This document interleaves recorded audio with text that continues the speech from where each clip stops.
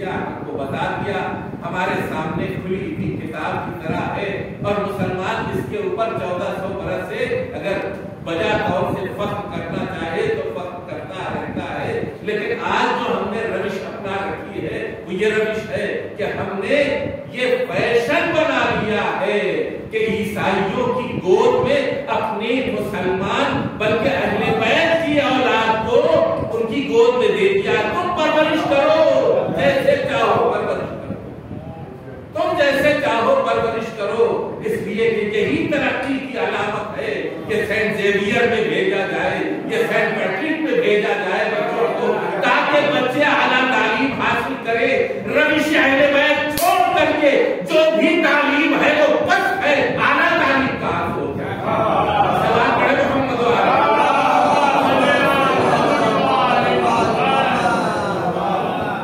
ہم نے تو بھیج دیا وہاں جو کچھ بھی ان کا ذہن بنے گا، جیسے بھی ان کا ذہن بنے گا، جیسے بھی ان کے حالات بنیں گے، پھر یہ نہ کہنا کہ بچہ ہمیں جواب کیوں دے رہا ہے، پھر یہ نہ کہنا کہ بچہ ہم سے الگ ڈانٹتا ہے، پھر یہ نہ کہنا کہ اس کے خیالات الگ ہیں، ہمارے خیالات الگ ہیں، پھر یہ نہ کہنا کہ وہ ہماری باتیں نہیں سنتا ہے، پھر یہ نہ کہنا کہ وہ مسجد میں نہیں آتا ہے، پھر یہ نہ کہنا کہ وہ عزاداری میں نہیں آتا ہے۔ تم نے اہل بیت کے راستے سے الگ ہٹ کر کے اس کے لیے خود ہی راستہ معین کیا ہے، تو اب تم جانو کہ تمہارا بچہ کیسا ہے۔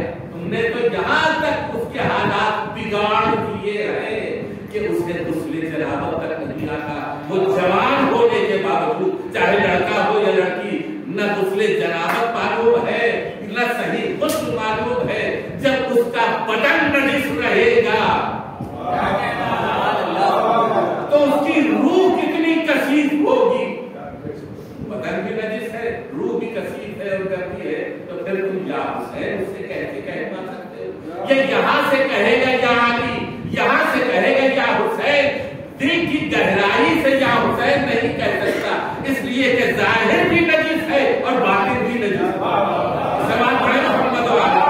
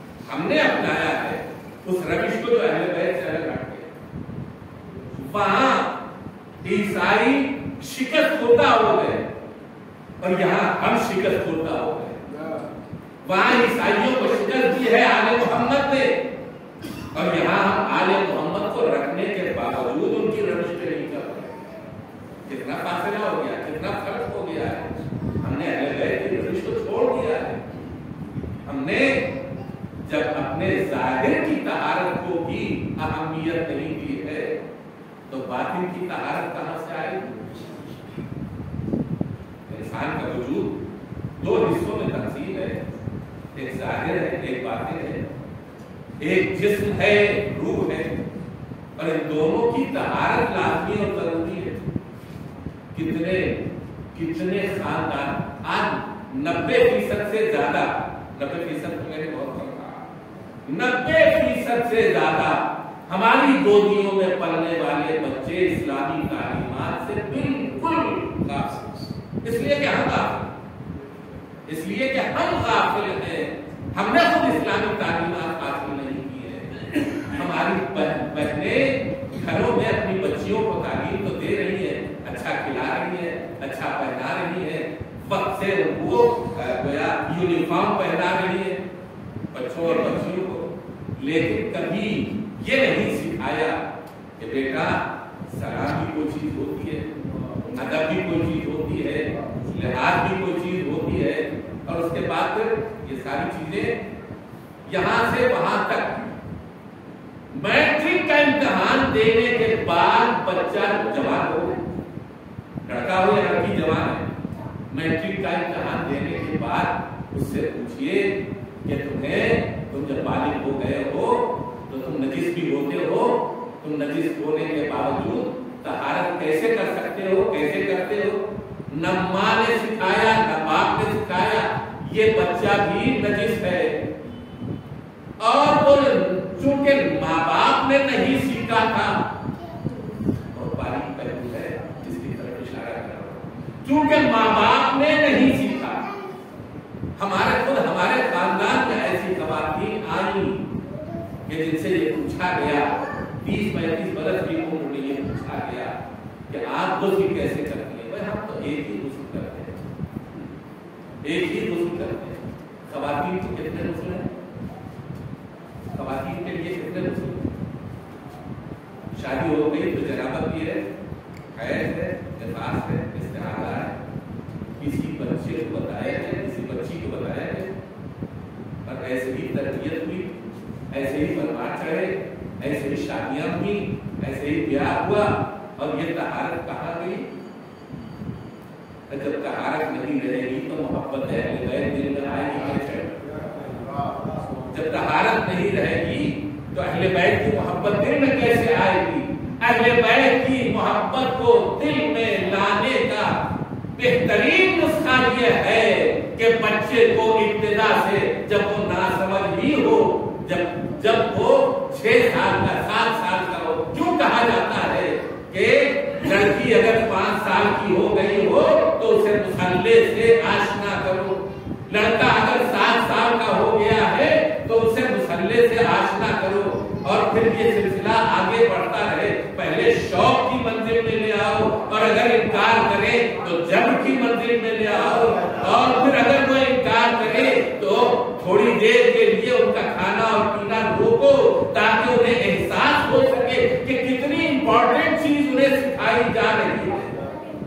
اگر یہ نہیں کرتے تو انہیں نہ وضو آئے گا، نہ غسل آئے گا، نہ طہارت آئے گی. یہ سارا میدان صاف ہو گیا ہے. آج کے زمانے میں یہ سارا میدان صاف ہو گیا ہے. صرف ایک فکر رہ گئی ہے، اچھے سے اچھا اسکول مل جائے. اور یہ اچھے سے اچھا اسکول وہی ہے کہ جو عیسائیوں کا پروان چڑھنے والا ہے، عیسائیوں کا پکڑتا، عیسائیوں کا چرایا ہوا، عیسائیوں کا بنایا ہوا. تو ان کی تھنکنگ بھی آئے گی، ان کی فکر بھی آئے گی، ان کی اٹھان بھی آئے گی، ان کا اخلاق بھی آئے گا. پھر آپ مسلمان تربیت کی بات کر سکتے ہیں. مسلمان کی تربیت کم از کم گھر میں صحیح کر دیجیے. اتنا کر دیجیے، آخری جملہ کہنا چاہتا ہوں، اتنا کم از کم کر دیجیے کہ ایک سورہ فاتحہ آپ کے بعد وہ آپ کے لیے پڑھ سکے. بہت آخری بات اس چیپٹر کی میں عرض کرنا چاہتا ہوں، وہ یہ ہے کہ کم از کم اتنا تو پڑھ دیجیے کہ موت کو سمجھ سکے. اگر موت کو سمجھ لیا اس نے تو باقی سلسلے ان کی پیروی کرنے کے لیے آمادہ ہو جائے گا. اور موت کو سمجھنے کے لیے آپ کے مرنے کا نمونہ اس کے سامنے ہونا چاہیے. اور جو بھی مرنے والا ہے کم از کم اگر آپ کو سورہ حمد نہیں آتی تو مولوی کو بلانے کے بعد آپ بھی پڑھیے اور بچے سے بھی یہ کوئی تعلیم کے لیے انتظام کیجیے کہ وہ بھی پڑھے، تاکہ کم از کم اگر وہ تب کے اوپر جائے آپ کی تو گنگا نہ رہے، آپ کے لیے سورہ فاتحہ پڑھے. بہت سے ایسے بچے ہیں جنہیں سورہ فاتحہ نہیں آتی، فاتحہ نہیں پڑھ سکتے، اس لیے کہ وہ سینٹ پیٹرک کے ہوتے ہیں. یہ ایک چیپٹر ہے. اگر اسلام سے الگ ہٹ کر کے کوئی روش دیا تو تم سے قبول نہیں کیا. اور یہ بات یاد رہے کہ وَلَوْ أَسْلَمَ مَنْ فِي السَّمَاوَاتِ وَالْأَرْضِ، جو کچھ بھی آسمانوں اور زمینوں میں ہے وہ سب تسلیم ہے پروردگار عالم کے. ہمیں بھی تسلیم ہونا ہے پروردگار عالم. اگر تسلیم ہو گئے تو مسلمان ہیں، اور اگر تسلیم نہیں ہوئے تو جو کچھ بھی ہوں گے مسلمان نہیں ہوگے. جو کچھ بھی ہوں گے مسلمان نہیں ہوگے. مسلمان ہونا ایک منزل ہے، مومن ہونا اس سے بڑی منزل ہے. مومن ہونا اس سے بڑی منزل ہے. اس لیے کہ اگر مومن ہونے کے لیے تمہیں کچھ کرنا ہے تو توحید پہلے اپنانا ہو، اس کے بعد رسالت اپنانا ہو، پھر ولایت اپنانا ہو. یہ تینوں چیزیں ایسی ہیں جو ایک دوسرے سے جڑی ہوئی ہیں. اللہم عرفنی نفسک فإنک إن لم تعرفنی نفسک لم أعرف رسولک. پڑھنے والے مجھے اپنی ذات کا عرفان کرا دے. اگر ہم تیری ذات کا عرفان نہ کر سکے تو تیرے نبی کا عرفان حاصل نہیں کر پائیں گے. اللہم عرفنی رسولک فإنک إن لم تعرفنی رسولک لم أعرف حجتک. پالنے والے اپنے نبی کا عرفان کرا دے کہ اگر ہم نے تیرے نبی کا عرفان نہیں کیا تو تیری حجت کو نہیں پہچان سکتے. اللہم عرفنی حجتک فإنک إن لم تعرفنی حجتک ضللت عن دینی. اگر ہم نے تیری حجت کا عرفان حاصل نہیں کیا تو گمراہ ہو جاؤں گا. یہاں تک پہنچنے کے لیے یہ وہی روش ہے جس سے اپنانے کی ضرورت ہے. اسلام پہلا، رسالت کا عرفان دوسرا، ولایت کا عرفان تیسرا. اور یہ توحید، رسالت اور ولایت یہی جان ہے ساری کائنات، یہی روح ہے ساری کائنات. دوسرا چیپٹر جلدی سے کیا ہے؟ ہم آج تک چونکہ ہم نے حجت الہی کی معرفت حاصل نہیں، حجت الہی کی معرفت حاصل نہیں، ہم اپنی جگہ کے اوپر بیٹھے تھے. ظہور ہو جائے گا تو ظہور ہو جائے گا مولا کا تو سب کچھ اچھا ہو جائے گا. ہم اپنے ہاتھ پہ ہاتھ کرے بیٹھے تھے. آج تک ہم نے جس روش کے اوپر زندگی بسر کی ہے وہ روش نہیں ہے کہ جو اگلے بیٹھ جائے. ہم تو آج تک جو ہے تو اب یہ الیکشن کا زمانہ ہے، ہم یہی سوچ رہے ہیں کہ اس کو یہی نہ سوچ رہے ہیں. اچھا اس میں بھی اب صورتحال یہ ہو گئی ہے کہ وہ فلاں ہمارا رشتے دار ہے، اس کو فلاں ہمارا دوست ہے، اس کو ووٹ دینا. یہی نا، اس کے علاوہ فلاں سے ہمارا کام چل جائے گا، اس کو ووٹ دینا. یہ تینوں نسخے کہاں سے ایجاد ہوئے؟ اسی بند کمرے سے ایجاد ہوئے جہاں سے دنیا بنائی. یہ تینوں روش وہیں سے ایجاد ہوئی. فلاں ہمارا دوست ہے اس لیے اس کے ہاتھ میں بیعت کریں گے. فلاں سے ہم کو فائدہ پہنچنے والا ہے، جاگیر ملنے والی ہے، اس لیے اس کے ہاتھ پر بیعت کریں گے. علی تو کچھ دینے والے نہیں، علی لینے والے ہیں، علی دینے والے نہیں ہیں. اگر علی کو کچھ دے رہے ہو تو تمہیں سمجھ میں آئے گا کہ واقعی حقیقت دین کیا ہے. علی تمہیں دینے والے نہیں ہیں. ہاں دیں گے، لیکن جب تم کچھ دو گے تب علی تمہیں عطا کرے گا. اور وہ عطا کریں گے کہ جس کا تم حساب و کتاب بھی نہیں کر سکتے. وہ کچھ عطا کریں گے جس کا تم حساب و کتاب نہیں کر سکتے.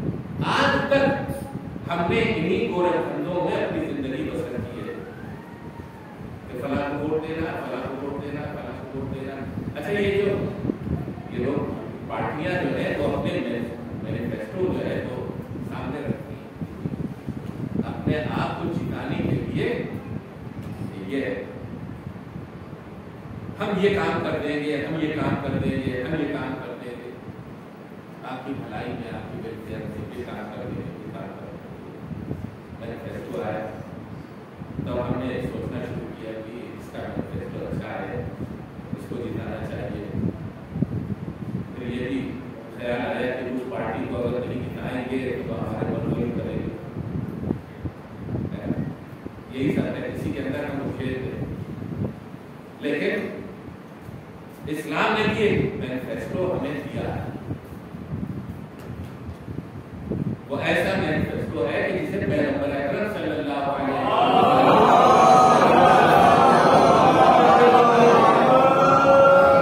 سب سے پہلے بیان. اور یہ ایسا مینیفیسٹو تھا کہ جس کے لیے 1,24,000 انبیاء پروردگار عالم نے بھیجے. اسی لیے یہ وہ مینیفیسٹو ہے کہ جس کے لیے 1,24,000 انبیاء اور اولیاء مرسلین یہ سب کے سب آئے. وہ کیا مینیفیسٹو ہے؟ جس کے اوپر عمل کیا اور جسے پڑھا بار بار، دوسروں کو بھی سنایا، خود بھی پڑھا. پیغمبر کے بعد امیر المومنین نے، امیر المومنین کے بعد امام حسن علیہ السلام نے، امام حسن کے بعد امام حسین علیہ السلام نے، امام حسین علیہ السلام کے بعد بقیہ ائمہ نے اسی مینیفیسٹو کو ہمارے سامنے دہرایا ہے. اور دہرانے کے بعد یہ کہا کہ ہر واجب نماز میں تمہارا فریضہ ہے کہ تم اس مینیفیسٹو کو پڑھتے رہو. یہ جو پیغمبر اسلام نے مینیفیسٹو بتایا، ہم نے جو پارٹیوں کے مینیفیسٹو دیکھے ہیں تو اس کا کیا ہے؟ ہم فلاں نسل کو یا فلاں گروہ کو اتنا مثلا دیں گے، اتنا پرسنٹ دیں گے، اور فلاں ذات کے لوگوں کو اتنا پرسنٹ دیں گے، فلاں ذات کے لوگوں کو اتنا پرسنٹ دیں گے. یہ پرسنٹیج اور ریزرویشن کا اعلان کیا جاتا ہے. لیکن پیغمبر اسلام نے جو مینیفیسٹو ہمارے سامنے رکھا اور ائمہ تاجرین نے بھی اسے ہمیں تعلیم کیا، دہراتے رہے اور ہم سے بھی یہ کہا کہ ہر واجب نماز میں اس مینیفیسٹو کو پڑھو. وہ کون سا مینیفیسٹو؟ وہ ایسا ہے کہ جس میں کسی کو بھی نہیں چھوڑا گیا. ہر انسان کے لیے اور دنیا کی ہر مخلوق کے لیے اس کے اندر بھلائی ہی بھلائی ہے. اور وہ کیا ہے؟ اللہم ادخل علی اہل القبور السرور. یہ پہلا جملہ کیسا ہے کہ پالنے والے قبر کے اندر جو رہنے والے ہیں ان کو بھی خوشی اور سرور پہنچا دیں،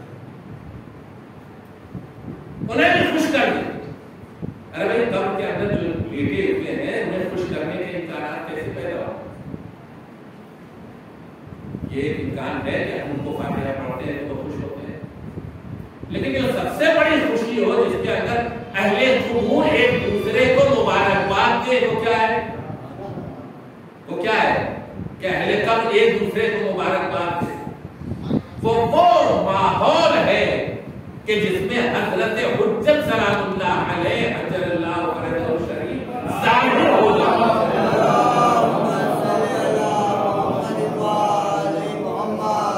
اگر ظاہر ہو جائے حضرت کے ظہور کی سب سے پہلی خوشی یہ ہے کہ اہل قبور ایک دوسرے کو مبارکباد دیں گے. توجہ کیا آپ نے؟ یہ جب اہل قبور ایک دوسرے کو مبارکباد دیں گے تو پھر زمین کے اوپر رہنے والوں کے ساتھ کیا ہوگا؟ اللہم اغنِ کل فقیر، اللہم اشبع کل جائع، اللہم اکسو کل عریان. کسی کے لیے ریزرویشن نہیں ہے. توجہ نہیں کیا؟ کسی کے لیے ریزرویشن نہیں بنایا جا رہا ہے، بلکہ یہ کہا جا رہا ہے کہ ہر فقیر کو غنی بنا دے. اللہم اکسو کل عریان، ہر برہنہ کو لباس عطا کر، ہر بھوکے کو کھانا کھلا. یعنی ایسا ماحول ایجاد ہوگا کہ کائنات میں نہ کوئی بھوکا رہے گا، نہ کوئی برہنہ رہے گا، نہ کوئی کرب میں رہے گا، نہ کوئی مقروض رہے گا، بلکہ ایسا ماحول ہوگا کہ سب کی زندگی خوشحال ہوگی. سلام پڑھے محمد.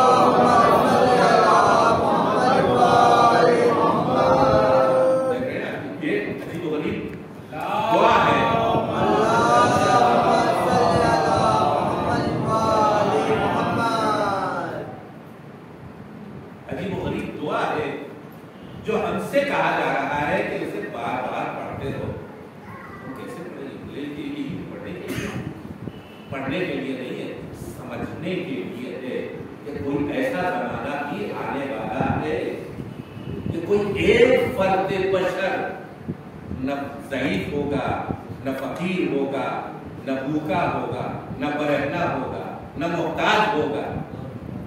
روایات کبھی پڑھی ہیں کہ حضرت ظہور کے بعد لوگ تلاش کریں گے کہ کوئی مستحق مل جائے کہ اسے زکات یا خمس ادا کرے، لیکن مستحق نہیں ملے گا۔ کیوں؟ اس لیے کہ امام کے زمانے میں لوگ اتنی خیرات کریں گے، اتنی زکات نکالیں گے، اتنا کثرت سے غلہ ہوگا، اتنی معیشت آباد ہوگی کہ کسی محتاج کا چہرہ دیکھنا نصیب نہیں ہوگا، کسی محتاج کا چہرہ نصیب نہیں ہوگا۔ ہم ابھی اس دعائی کو پڑھ رہے ہیں، لیکن کبھی تمنا نہیں کرتے کہ ایسا ماحول آ بھی جائے، جبکہ معصوم نے دعائیں تعلیم کی ہیں کہ کوشش کرنی چاہیے کہ ان دعاؤں کو ہم پڑھیں۔ دعائیں کے ابتداء کا جملہ ہے اللہم انا نرغب الیک فی دولت کریمہ تعز بہا الاسلام واہلہ وتذل بہا النفاق واہلہ۔ پالنے والے ہم رغبت رکھتے ہیں، چاہت رکھتے ہیں اس حکومت کریمہ کی جو آپ کے ظہور کے بعد وجود میں آنے والی ہے۔